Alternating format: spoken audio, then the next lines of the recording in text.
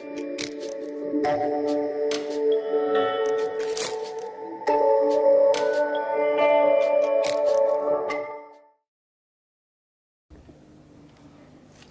afternoon, everyone. Unlike most of you in this room who are a digital native, I am a digital immigrant myself, so I come from an age that looks too far in the past where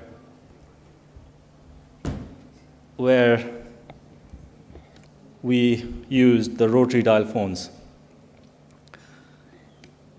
But truth be told that I never grew up to become an entrepreneur. I never wanted to become an entrepreneur, or for that matter, I didn't even know what entrepreneurship was. These are the new age words, isn't it? And therefore, I've had a career in telecommunication and financial institution. And when I worked for these institutions, I felt because of the structures of these institutions, my ability, my capacity, and my will to express myself through my work was restricted. Because if you look at these companies, the bigger ones, they're more like assembly lines where you are told to do what you have to do. You come in the morning, you work for certain hours of the day, do the same things again and again, and you go back home. So that ability to express myself was curtailed. So I didn't become an entrepreneur to solve a problem. I became an entrepreneur to express myself. And therefore, I feel that entrepreneurship is the same as arts, music, dance, painting. It's a way by which you express yourself. And Tootle, for that matter, is a way by which I express myself to the world. You need to find what your expression is. Find a way to express yourself. Not everyone needs to be an entrepreneur. This world needs more of artists, musicians, painters, scientists, innovators, inventors, dancers. Not everyone needs to be an entrepreneur. You only become an entrepreneur if your other ways of expressions are not there. So at the age of 33, maybe it was very difficult to choose dancing. So I felt that the best bet was entrepreneurship. And that's why I'm there. But when I got into entrepreneurship, the few things that happened, I was carrying this baggage of becoming a professional who had worked in a bank and had some good career trajectory behind him. And that baggage of success led to some kind of an intellectual arrogance that you can do it alone. People know you. You know people. So if you have an idea, you can actually do something. And it was because of that intellectual arrogance, possibly I quit the job. And that came from two very interesting reasons. And one of those has been just pointed out by Amit, which is called the illusion of explanatory depth, which I would rather explain it to you in more detail. We human beings have this feeling that you understand the world better than you actually do. So if I were to ask you how well you know how the helicopter works, you'd say, of course, I know how the helicopter works. Or for that matter, how a zipper works, or how a bicycle works. You'd say that, I know how it works. And if I were to ask you, rate yourself as to how well you know how the helicopter works, you'd say, okay, I rate myself 7 out of 10 as to how a helicopter works. But then I ask you the next revealing question. Okay, tell me what are the materials that are used to build a helicopter? Then you go into a tangent, isn't it? I ask you the next revealing question as to tell me how the helicopter moves from hovering to moving forward. Then you're bawled out. So as we try to explain the details of things, we find it extremely difficult. And it is one of the reasons why we romanticize the idea of entrepreneurship or the idea of business so much. If someone is doing it, I can do it. But you do not know the details of it. So, we need to understand this classical view of the world, the interlinkages of things, and that can only happen through of very good research and development. There are reasons to everything that happens. There's a reason to everything that you would have in your technology. There's a reason to everything that you need in your business. There's a reason to everything that you need in your marketing and branding. In fact, the logo of Tootle that you see also has a reason as to why it is that way, right? We need to find that reason, and that can only happen through a very, very deep research and development. The second thing that actually led me to that intellectual arrogance, and perhaps it does to many of you, is also called overconfidence bias. We human beings, we tend to inflate our own abilities of knowing something better than everyone else. And therefore, you see a lot of advisors around you as to how you should be doing things, I'm sure you've seen the goal being missed by Lionel Messi and Cristiano Ronaldo in the World Cup, right? And 1 billion people around the world have shouted that he should have hit the ball this way and scored the goal. That's overconfidence bias. Only these two people know how difficult it was to score that goal at that point in time, right? 96% of the French people believe that they can kiss better than an average French.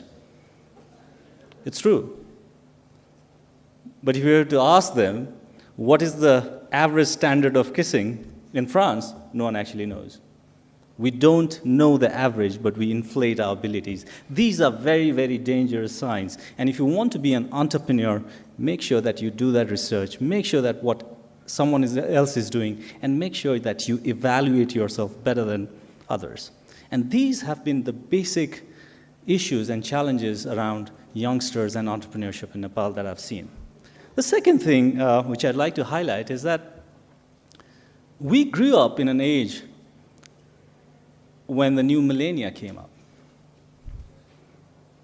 And we've always been sold with this dream that if you have an idea, and a good idea of an app, you can become a next billionaire like Mark Zuckerberg or Larry Page or Sergey Brin, or these people. Now, this comes from the second wave of technology entrepreneurship that started in this era of 2000, leading up to 2013 and 14. And the basic fundamental of this growth and the romantic story that we hear about entrepreneurship of this era has been because of the reason that the growth and development of these technologies, these applications, have been fueled by the growth of smartphones that happened at an unprecedented rate over the last 2 decades.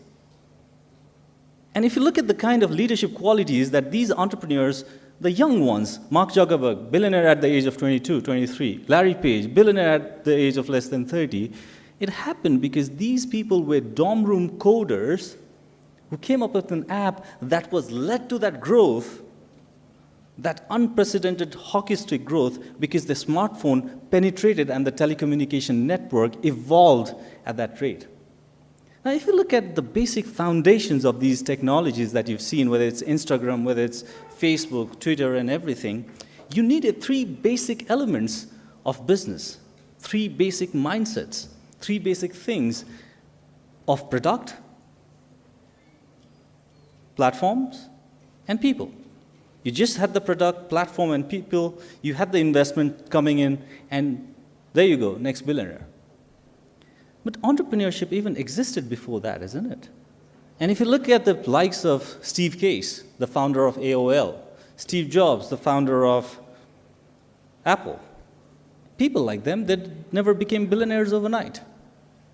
Because it was a long struggle for them, because they worked on creating hardwares, creating internet in itself, and it took 20 years for them to become a billionaire. Steve Jobs never became a billionaire with Apple. He became a billionaire by selling off Pixar, his second or third venture, isn't it? Now, what were the things that were required in this first wave of technology innovation? What were those? Apart from people, product, and platform, they also required some of the things like policy changes.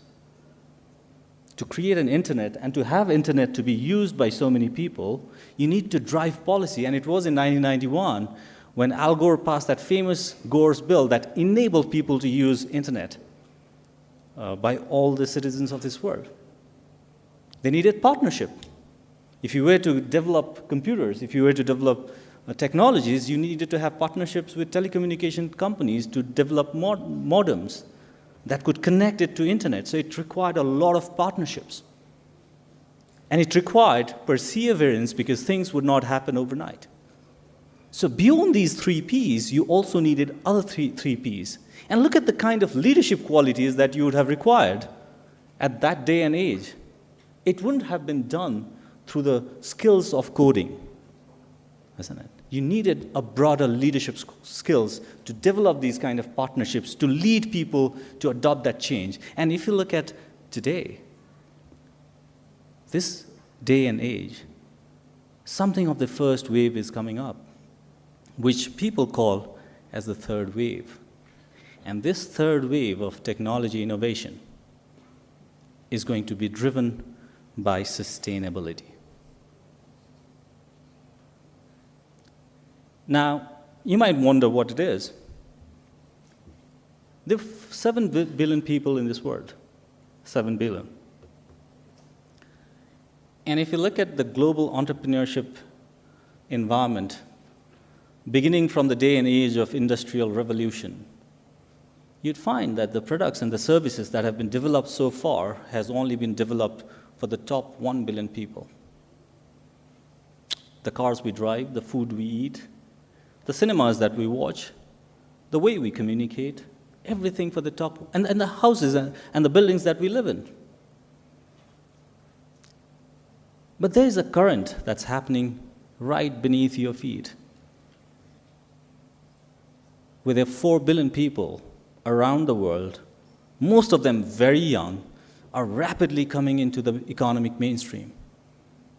And if these people consume the same way that the first 1 billion people consumed in this world is not going to be sustainable. Just imagine every one of these 4 billion people driving their own gas-guzzling diesel cars, or eating in a restaurant, and more importantly, wasting 1/3 of the food that they eat. We are not going to have a sustainable world, isn't it? So what we need in this third wave is develop products and services that could sustain this planet. We need to look at problems from a deeper lens. If Ayushi is working on Khali Sisi, she's not just solving the problem with trash. She's trying to address a deeper sustainability problem of climate change. Tootle is not just about the convenience of transport from point A to point B, but once we include the electric mobility in our fleet, we enable people with the freedom of mobility, which is different to the concept of Uber, which is about convenience of transport, because it exists in an environment that is more frugal than you have in the US. While I talk about Tootle, Uber exists in an environment where they already have credit card payments, where they already have social security. Their internet networks are very finely tuned. But while we talk about Tootle, we have none of those, isn't it? And therefore, we need to blend and create this frugal innovation. Build our platforms on frugality. If you download Uber, it'll be a 26 MB app. If you download Tootle, it's only going to be 6 MB. Because our smartphones are not all iPhones, isn't it? We need to get into this frugal innovation. That's very important. I don't know if many of you are aware that the solar panels were actually built for space. Because of the environment, they wanted to have a very good capacity and a very light source of energy that could be used. But because solar panels were invented for space, it has a wider application for this globe, right? And therefore, countries like ours can be the epicenter of this growth, of this sustainability revolution. if you are thinking of a product as a service, I refuse to believe that Nepal is a small market. I refuse to believe that. We are small geographically, but if you can develop this as an epicenter of this global sustainability revolution, we can have global markets, because there are 4 billion people in this world that think like you, that behave like you, that eat like you, that move around like you, that have their financial services need like you, which is bigger than what Silicon Valley has to offer. And I would like to quote Al Gore, who spoke during my visit to Slush last year, and he said that the world is already engaged into the sustainability revolution, which has a magnitude of industrial revolution and the pace of digital revolution. But unlike the industrial revolution that came from the factories of Manchester, or the digital revolution that came from the garages of Silicon Valley, sustainability revolution is going to come from all parts of this world. So please understand that we are at this epicenter of this global sustainability revolution and change. And that is what we need to think for the future. And this sustainability revolution is going to be driven through this next wave of technology. Unlike the growth of smartphones, now it will be having this pace of hockey stick growth through the penetration of the 5th generation telecom networks, which can transfer data on real time at 0 latency. Things like Internet of Everything, things like connected cars, connected devices, connected healthcare are going to have a profound impact in our lives. And if we can ride on these waves, we can for sure create and change in our future with this growth of 5th generation networks. And this is something that is very important. If you want to engage into the future of entrepreneurship, keep your eyes and ears open into what this next hockey stick growth is going to be like. But if you look at, again, as to what you need right now, is it going to be same as what happened to the billionaires of the second wave? No. This third wave of technology entrepreneurship, again, is going to require some kind of profound skills like leadership, communication, research and development. You'd need to have more partnerships. You'd need to drive more policies. You need to be able to persevere more. So if you want to become the next billionaire, you need to solve 1 billion people's problems. But it is right down knocking your doors. But despite the challenges and despite the future, which looks very, very complicated in terms of comparing it with our own internal abilities, I see there is something that can drive entrepreneurship. And the only thing that can drive entrepreneurship is the optimism bias. Entrepreneurs are this very rare breed of people who are hopelessly optimists, isn't it? And optimism bias is a thing where you tend to discount the market probabilities to inflate your own abilities. If you were to open a restaurant in Kathmandu, and I were to ask you, okay, tell me what is the probability of restaurants being successful in Kathmandu? And you go by the statistics, isn't it? 50%, if that's the real statistics. But if I were to ask you, what is the chance of your restaurant being successful? You'd say 100%, isn't it? We discount the real statistics. That's what happens with entrepreneurship. If you look at the failure rates of entrepreneurship throughout the world, it's more than 90%. But if you ask an entrepreneur as to what is your rate of success, he or she would say that I'm going to be successful at it. It's pretty much like getting married. I think 50% of the marriages in US end up with divorce. But when you make the vow in the church, you say that I'll live this life happily ever after with you, isn't it? You never think of the statistics where 1 out of 2 chances that you are going to end up in the divorce. The funny thing is that you fail in that marriage and you get married again. You have the same vows. That is the spirit of entrepreneurship. And that is the bias that keeps the entrepreneurship going. Okay. But to do this, on a serious note,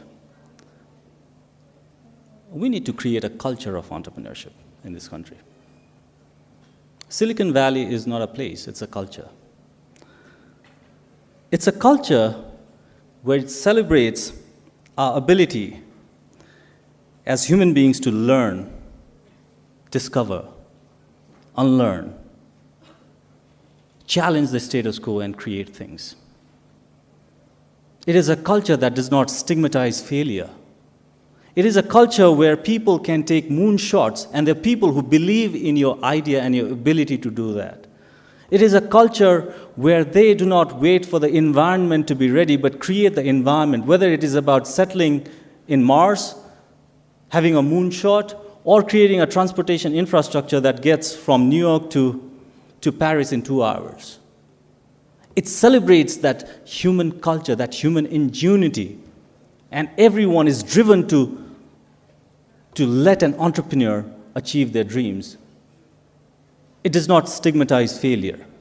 And if we want to become an entrepreneurial hub, if we want to be the next Silicon Valley, if we want to become the real Kathmandu Valley that thrives entrepreneurship, we need to live our life not with the nostalgia of the past, but with the hope and optimism of the future. Not with the fear of failure, but with the fruits of success in future. Not from this environment of scarcity, but with a mindset of abundance. Thank you very much.